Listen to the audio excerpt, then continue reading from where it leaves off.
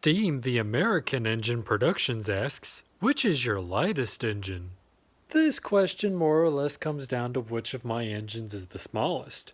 Now, I don't have a scale to properly weigh any of these, so I just weighed them through muscle memory.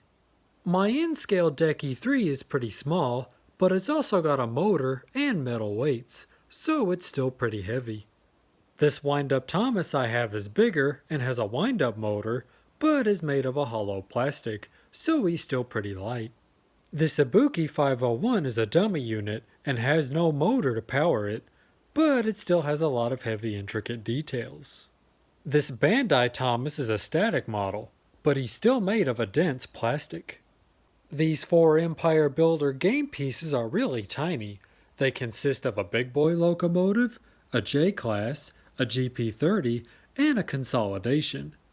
But even though these pieces are really tiny, they're also very dense.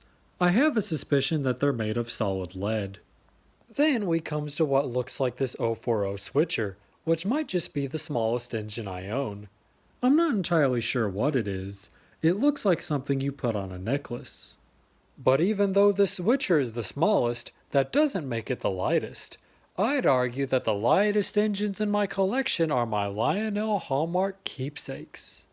These engines are made of a light plastic and feel kind of hollow. Their purpose is to be hung on a Christmas tree.